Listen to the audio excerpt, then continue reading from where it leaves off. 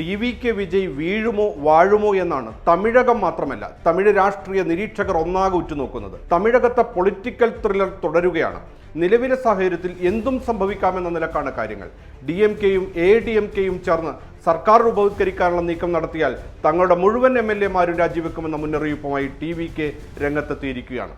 വിജയുടെ വരവ് തമിഴ്നാട്ടിൽ MGR-ന്റെ കാലത്ത് വീണ്ടും സൃഷ്ടിക്കുമോ എന്ന ഭയമാണ് ദ്രാവിഡ പാർട്ടികളെ ഒന്നിക്കാൻ പ്രേരിപ്പിക്കുന്നത്. ഉദയനിധി സ്റ്റാലിന്റെ നേതൃത്വത്തിലുള്ള DMK വിഭാഗമാണ് സഖ്യനീക്കത്തിന് പിന്നിൽ. MGR തന്റെ ജീവിതകാലത്തുടനീളം DMK അധികാരത്തിൽ വരാൻ അനുവദിച്ചിരുന്നില്ല.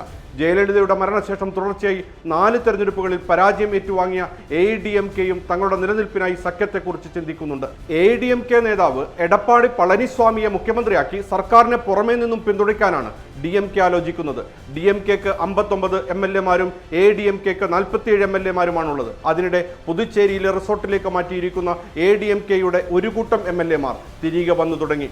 ഇന്നലെ വൈകിട്ട് ചേർന്ന യോഗങ്ങളിൽ പിന്തുണക്കത്ത് കൈമാറിയതിനു ശേഷമാണ് ഇവരുടെ മടക്കം.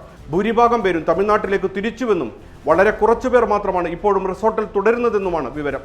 ഇതിനിടെ BJP നേതൃത്വം നൽകുന്ന കേന്ദ്ര സർക്കാരും ഗവർണറും സർക്കാർ രൂപവത്കരണത്തിന് വിജയിനെ ക്ഷണിക്കുന്നില്ലെന്നാരോപിച്ച് സംസ്ഥാന വ്യാപക പ്രതിഷേധത്തിന് തമിഴ്നാട് കോൺഗ്രസ് ആഹ്വാനം ചെയ്തിരിക്കുകയാണ്. ഏറ്റവും വലിയ ഒറ്റക്കക്ഷിയായിട്ടും സാങ്കേതികത്വം ചൂണ്ടിക്കാട്ടി തമിഴക വെട്രിക്കഴകത്തെ മന്ത്രിസഭ രൂപവത്കരണത്തിൽ നിന്ന് അകറ്റി നിർത്തിയുള്ള ഗവർണറുടെ കടുംപിടുത്തം തമിഴക രാഷ്ട്രീയത്തെ കൂടുതൽ സങ്കീർണതയിലേക്കാണ് നയിക്കുന്നത്. ലോക് ഭവനിൽ വീണ്ടും എത്തിയ ടി.വി.കെ. തലവൻ വിജയ് മന്ത്രിസഭാ രൂപവത്കരണത്തിന് അനുമതി നൽകണമെന്ന് ഒരിക്കൽ കൂടി ആവശ്യപ്പെട്ടെങ്കിലും ഗവർണർ രാജേന്ദ്ര വിശ്വനാഥ് ആർലേക്കർ അസാധാരണമാം വിധം നിരസിച്ചു. ഇതോടെ പരിഭ്രാന്തിയിലായ ടി.വി.കെ. ചെറുപാർട്ടികളുടെ പിന്തുണ തേടിയെങ്കിലും അനുകൂല പ്രതികരണം ഉണ്ടായില്ല. വിജയ് ഗവർണറോട് പറഞ്ഞത് ഏറ്റവും വലിയ ഒറ്റക്കക്ഷിയെ തങ്ങളെ സത്യപ്രതിജ്ഞയ്ക്ക് ക്ഷണിക്കണമെന്നും നിയമസഭയിൽ ഭൂരിപക്ഷം തെളിയിക്കാൻ അവസരം നൽകണമെന്നുമായിരുന്നു. എന്നാൽ വിജയിയുടെ വിശദീകരണത്തിൽ ഗവർണർ തൃപ്തനായില്ല. കേവല ഭൂരിപക്ഷത്തിനാവശ്യമായി MLA-മാരുടെ പിന്തുണക്കത്തുകളുമായി വരണമെന്നും അതുവരെ മറ്റാരെയും ക്ഷണിക്കില്ലെന്നുമായിരുന്നു ഗവർണറുടെ ഉറപ്പ്. ഇതിനിടെ കേവല ഭൂരിപക്ഷം തെളിയിക്കാൻ ആവശ്യമായ MLA-മാരുടെ പട്ടിക സമർപ്പിക്കാത്ത സാഹചര്യത്തിലാണ് വിജയിയെ സത്യപ്രതിജ്ഞയ്ക്ക് ക്ഷണിക്കാത്തതെന്ന് വിശദീകരിച്ച് ലോക് ഭവൻ വാർത്താക്കുറിപ്പ് പുറത്തിറക്കി.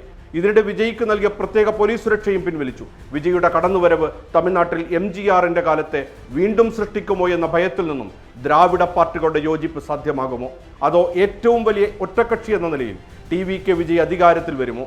തമിഴക രാഷ്ട്രീയ സമവാക്യങ്ങൾ പ്രവചനാതീതമാണെന്ന് പറയാതെ വയ്യ.